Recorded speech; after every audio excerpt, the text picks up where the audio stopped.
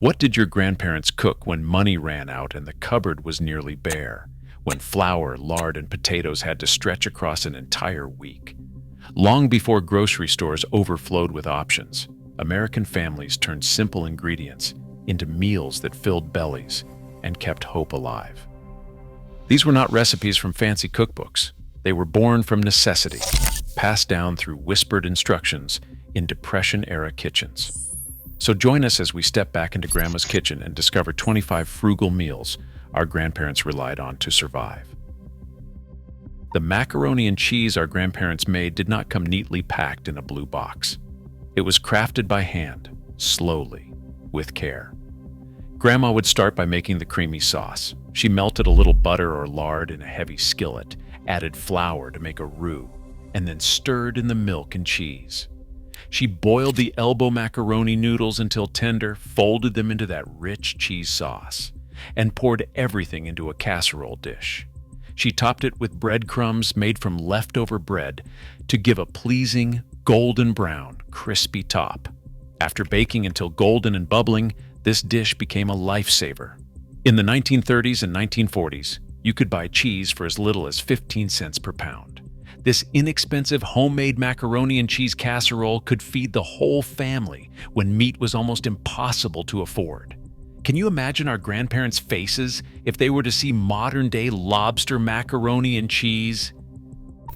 Money was tight, and potatoes were the reliable, go-to staple ingredient of American kitchens. Potatoes were versatile, inexpensive, available, and most importantly, filling. Potato soup was so simple and so warm and comforting on those cold days. Grandma would slowly simmer diced potatoes and onions in a large pot or Dutch oven on the stove until the potatoes absorbed all the liquid and broke down into a beautiful, thick soup. She seasoned it simply with salt, pepper, and leftover celery tops.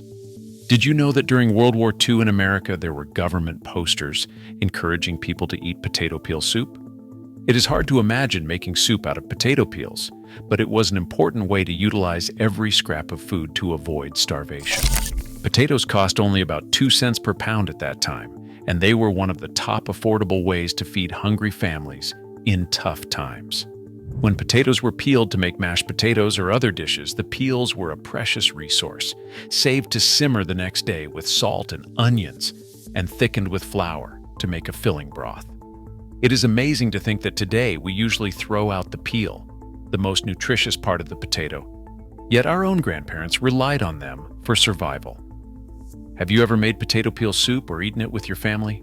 I hope this inspires you to bring back this simple recipe, and if you do, please come back and let us know about it in the comments. In all the survival meals we will explore today, the most striking and heart-wrenching is water pie. The name itself speaks of desperation and scarcity. During the Great Depression, everything was precious, and dessert was a true luxury. This simple pie went by other names: Depression pie and desperation pie, names that carried the weight of the time. Resourceful cooks found a way to turn water into pie. It is truly extraordinary. Families could not afford basic ingredients for meals, much less desserts, but Grandma still managed to give a sweet treat. The pie begins as a basic custard with a pre-baked crust. Imagine pouring water into a beautiful baked pie crust. It sounds almost unimaginable. Here was the secret. The water was mixed with sugar, a little butter or lard, and vanilla. Then a sprinkling of flour was used as a thickener. When baked, it set into a clear, custard-like texture. It is amazing that someone figured out this creative dessert from practically nothing. Imagine the joy and quiet pride of presenting a pie at a birthday or celebration, a way to feel decadent and special in such difficult times. The saddest thought would be if water pie were lost to history. Few people today will ever make or taste a water pie or feel the quiet pride that defined an entire generation. Dried beans cost next to nothing in the 1940s, just 5 cents for a whole pound, making them one of the cheapest ways to keep a family fed. The preparation started the night before, when Grandma would rinse the beans and leave them soaking in a bowl of cold water. By morning, they had plumped up and were ready for the stove. She poured them into a heavy pot and let them bubble away for hours, the heat so low they barely moved. That long, gentle simmer did two things. It made the tough beans tender enough to eat, and it gave all the flavors time to marry together into something greater than the sum of its parts. If there was any salt pork in the house, she would toss that in. On lucky weeks, a leftover ham bone from Sunday dinner would go in too, adding smoky depth and precious fat. Across the southern United States, families made this meal every Monday without fail. Why Monday? Because that was laundry day, and while the women scrubbed clothes by hand, the beans could cook themselves without anyone watching. One pot fed 8 people easily. The genius was simple: spend almost nothing, feed everyone, and make sure nobody went to bed hungry. The name sounds terrible, garbage soup, but the idea behind it was brilliant. Some families preferred calling it perpetual soup, which felt more dignified. Either way, it solved a critical problem: how to use every last bit of food before it spoiled. On the back of every Depression-era stove sat a pot that never fully emptied. It just kept simmering, day after day, getting richer as time went on. Anything edible went straight into that pot. Carrot tops and onion skins, chicken bones with a little meat still clinging, lettuce leaves that had gone limp, tough vegetable ends that were too fibrous to eat on their own. Every scrap got a second chance. Each day brought new additions, and each addition deepened the flavor. Here is something modern cooks would never think of. Grandma even saved the cloudy water left after boiling potatoes and poured that in too. That starchy liquid thickened the broth and added nutrients that would otherwise have washed down the drain. This was not just soup, it was insurance against starvation, a pot of vitamins and warmth that was always ready, especially critical when the cupboard was bare and there was nothing else to cook. Walk into certain diners today and you will still see SOS on the breakfast menu. That nickname stuck around from World War II when soldiers ate this dish so often, they gave it an acronym. The polite translation was "same old stuff." The actual military version? Well, veterans will tell you it was considerably saltier than that.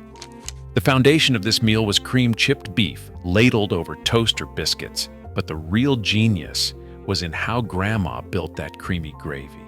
Every time she cooked bacon or fried meat, she would save the drippings in a jar by the stove. What we would scrape into the trash today, she treated like currency.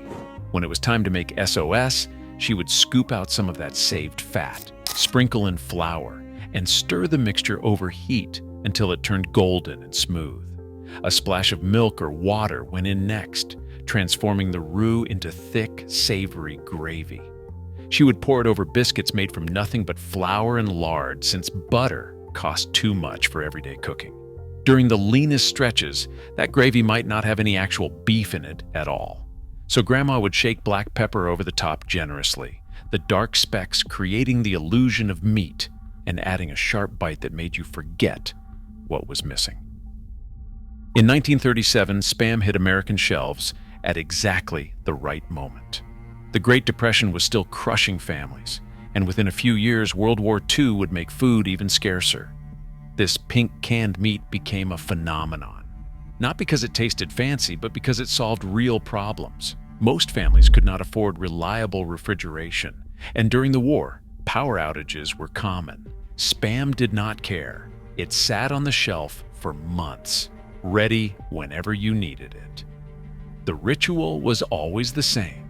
Grandma would pry open the tin, slide out that compressed block of meat, and cut it into thick slabs. Into the hot skillet they would go, sizzling until the edges crisped up and turned brown, while the center stayed tender. Breakfast meant pairing those salty slices with scrambled eggs for a protein-packed start to the day. Lunch was even simpler, just fried Spam placed between 2 slices from a homemade loaf of bread. At 25 cents a can, it delivered fat, salt, and protein when all three were desperately needed to fuel long hours of physical labor. We have endless meat options now, but back then, these unassuming tin cans kept millions of Americans going when there was not much else to eat. The 1940s brought tuna casserole into American kitchens, and it changed weeknight cooking forever. The secret to its popularity was not sophisticated technique. It was pure practicality. Canned tuna cost very little, and it needed no refrigeration. For families still using ice boxes or going without cold storage entirely, that shelf stability was everything. Preparation could not have been simpler. Cooked egg noodles went into a bowl. A can or two of tuna was flaked in. Then came the magic ingredient, canned cream of mushroom soup, the sauce that held the whole thing together. Everything got stirred up, spooned into a baking dish, and topped with cracker crumbs for crunch. 20 minutes in the oven and dinner was done. 6 people could eat for under 50 cents, which explains why this recipe spread like wildfire through church cookbooks and community recipe collections across the country. It became the definition of post-war convenience cooking. And when that casserole came out of the oven, bubbling and golden, the smell meant something reliable was on the table. No fuss, no waste, just food that worked. Sloppy Joes earned their place in American food history through sheer necessity, dressed up as comfort. The math was simple and brutal. Ground beef was some of the cheapest meat you could buy, but even that had to stretch. So Grandma would brown a pound in her skillet and bulk it up with breadcrumbs or rolled oats, doubling the volume without doubling the cost. That was simmered in a quick sauce, usually ketchup sweetened with a spoon of brown sugar and punched up with whatever spices were handy. The result was a filling that hit every note, sweet, salty, savory, and just messy enough to feel indulgent. Piled onto soft hamburger buns, that single pound of beef could somehow feed 8 people. It was not steak. It was not even a proper burger, but it filled you up. It tasted good. And for families watching every penny, those 2 things mattered more than anything else. The best part was biting through the bun into that hot, saucy meat, sauce dripping down your hands, feeling like you were getting something special even when times were their hardest. How many of these meals did your family make? If you are following along and remembering their kitchen, do me a favor. Hit that subscribe button right now. Why? Because these stories are disappearing. Every time someone subscribes, we can create more videos preserving these memories before they are lost forever. So if you want to help us keep this heritage alive, subscribe now. Let us make sure our children and our grandchildren know these stories too. Now here's a question for you. Did your family ever forage for dandelion greens? Or did people think families were crazy for eating weeds? In many Italian and Eastern European immigrant communities across America during the Great Depression, foraging for wild dandelion greens was a completely normal part of spring and summer survival. Families would head out to fields, parks, or even their own yards with baskets and knives, carefully choosing the youngest, most tender dandelion leaves before the plants flowered. Those bright green leaves came home, were washed thoroughly, and were either eaten raw in salads or quickly sautéed with a little bacon fat, garlic, and salt. Dandelion greens were completely free, packed with vitamins A, C, and K, and they provided much-needed nutrients when fresh vegetables were expensive or unavailable.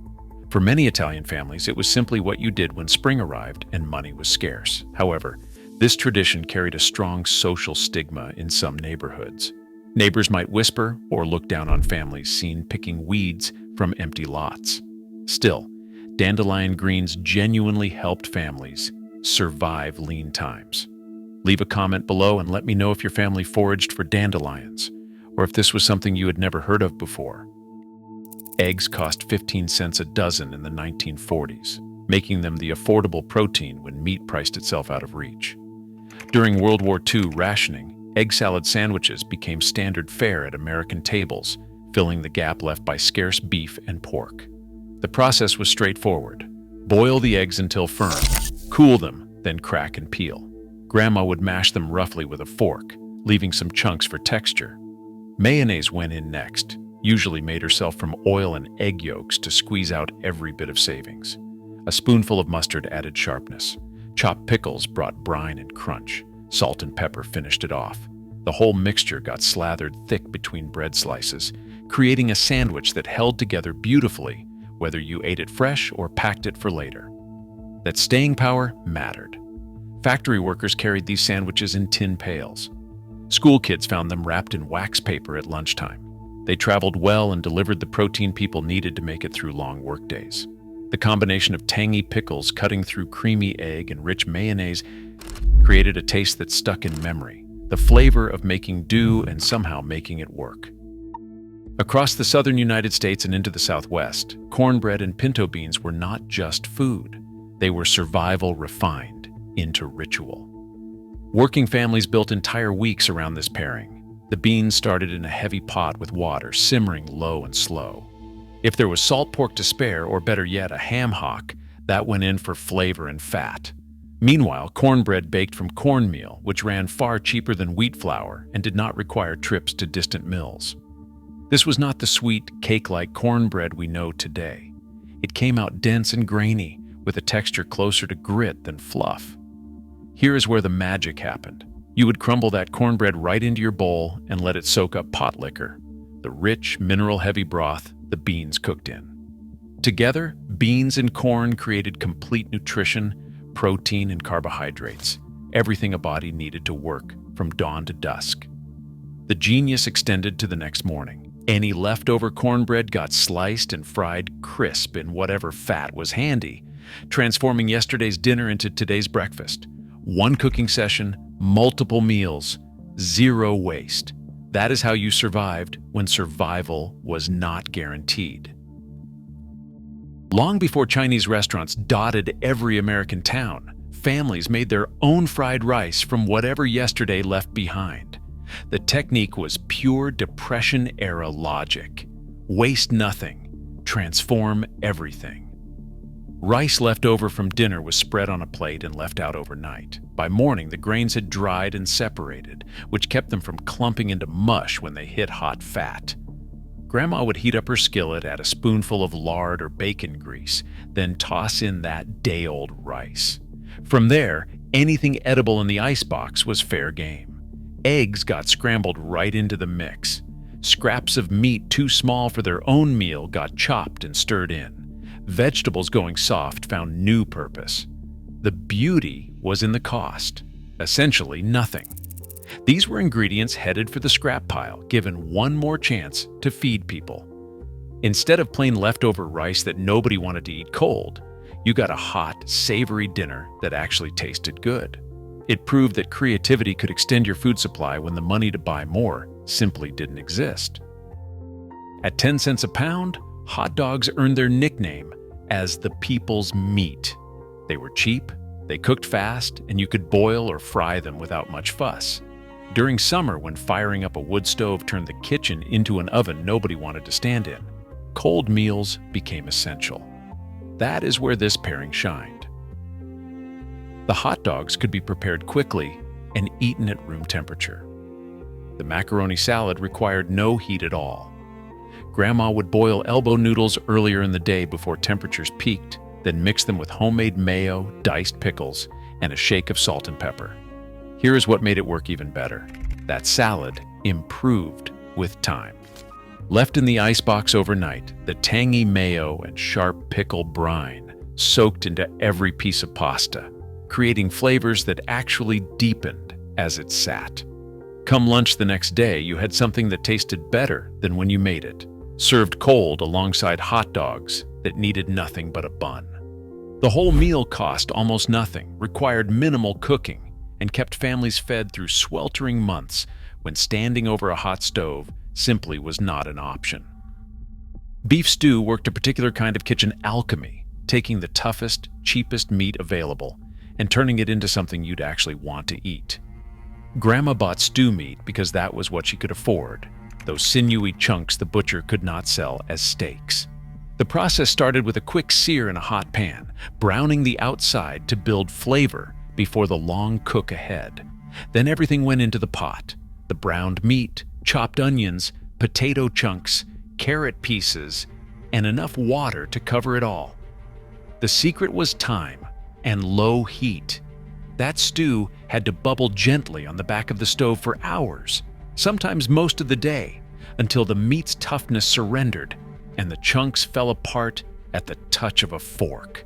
On freezing winter days, the smell alone brought comfort, filling the house with the promise of something substantial waiting at dinner.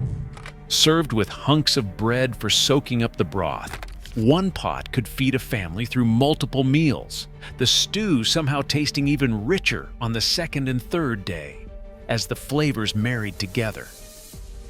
Peanut butter and jelly seems almost too basic to talk about, but during the Great Depression, that simplicity was the entire point. Peanut butter delivered protein and fat for 25 cents a jar, and that jar could produce sandwich after sandwich for weeks. Better still, it sat on the shelf without spoiling, no ice box required. For struggling families, that stability mattered as much as the nutrition. The construction could not have been easier. Spread peanut butter on one slice of bread, jelly on the other, and press them together.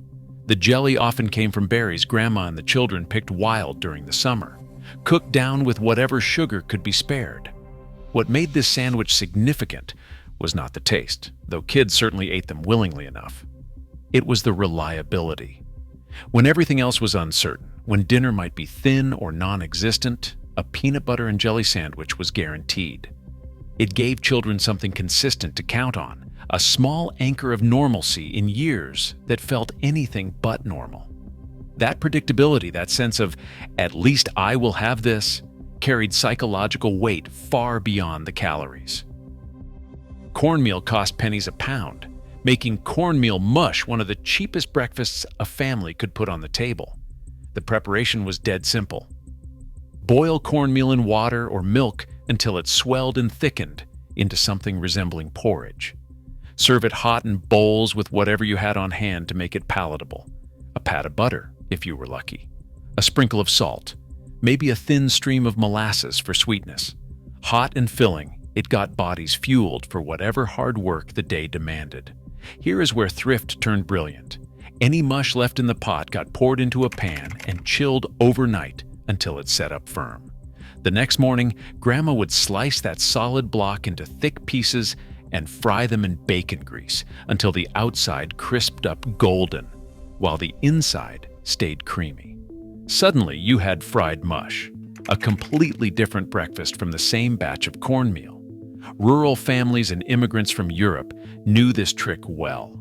It stretched the breakfast budget as far as it could possibly go, proving you did not need fancy ingredients to start the day satisfied. Cabbage kept working families fed when almost everything else failed them. It grew easily in backyard plots. It cost about 3 cents for a whole head. And unlike delicate vegetables, it survived winter cold without rotting. That meant fresh greens even in January, when the garden lay frozen. The dish came together with whatever cheap sausage the butcher had available, sliced thin and layered with rough-cut cabbage in a heavy pot. As everything cooked low and slow, the sausage gave up its fat and flavor, which soaked into the cabbage and turned it from tough and bitter into something soft and surprisingly rich.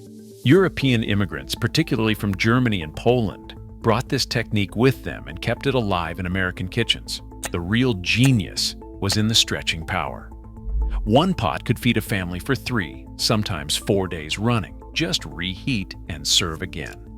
For the cost of a few cents and one cheap link of sausage, Grandma solved 2 problems at once. Getting protein and vegetables into everyone's belly without spending money she did not have. Simple math, but it kept people alive. Eastern European immigrants from Poland, Hungary, and Ukraine brought more than clothes when they came to America. They brought recipes, including cabbage rolls, a dish designed to stretch meat so that a little went a long way. The method required patience. First, you would blanch whole cabbage leaves in boiling water just long enough to make them flexible without tearing. Then came the filling, cooked rice mixed with ground meat. During lean times, that ratio skewed heavily toward rice, with maybe just enough meat to give the filling a savory hint. Each softened leaf was wrapped around a spoonful of filling, rolled tight, and tucked into a pot. Tomato sauce went over the top, and the whole thing simmered for hours until the cabbage turned melt-in-your-mouth tender. This was not just about stretching ingredients, though it certainly did that. It was about preserving identity. When immigrant families sat down to cabbage rolls, they were eating the same food their grandparents made back in the old country, connecting to home, even as everything around them had changed. Resourcefulness and memory wrapped together in cabbage leaves.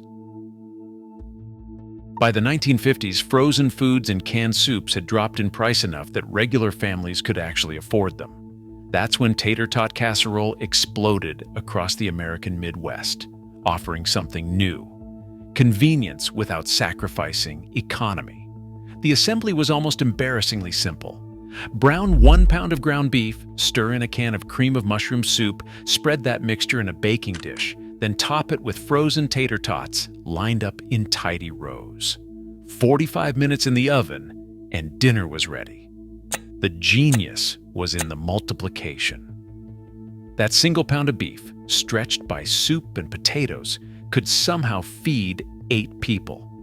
Modern and efficient, it felt like progress compared to the long-simmered stews of previous decades. Church potlucks and community suppers became tater tot casserole parades.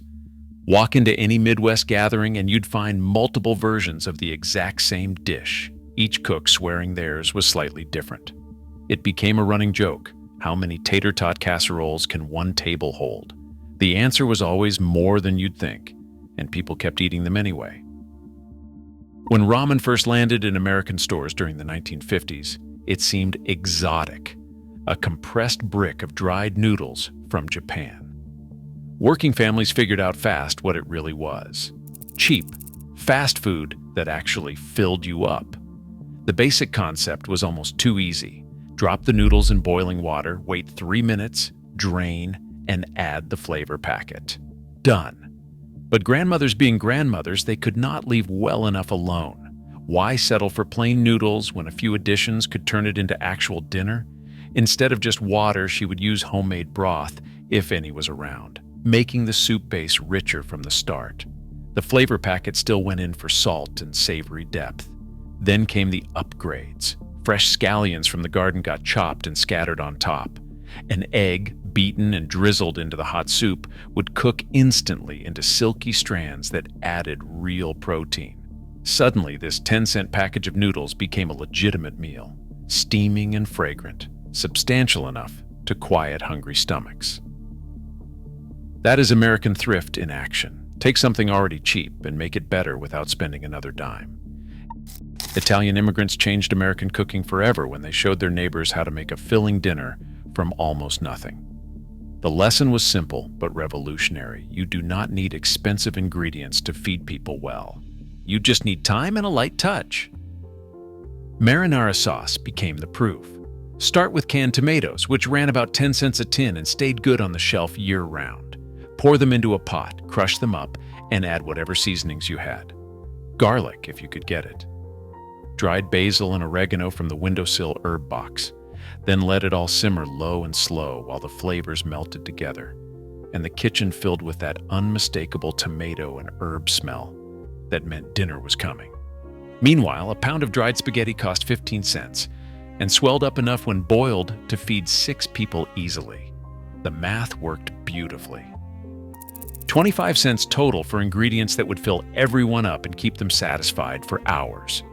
No meat required, no fancy techniques, just pasta and sauce working together to prove that the best meals often came from the plainest ingredients handled with care and patience. Lentils saved families during the Great Depression for one huge reason: they were ready to cook immediately. Unlike other dried beans that needed overnight soaking, lentils could go straight from the bag into boiling water, saving time and fuel when both were scarce. At 4 cents a pound, they delivered more protein per penny than just about anything else you could buy. 1 pound transformed into enough soup to feed a family across 2 full days. The soup could be elaborate or desperate depending on what else was available. If there were carrots, onions, or celery scraps around, those went in. During the bleakest stretches, it might just be lentils, water, and salt, but even that basic version provided real energy that kept people on their feet. The magic was in the lentils themselves.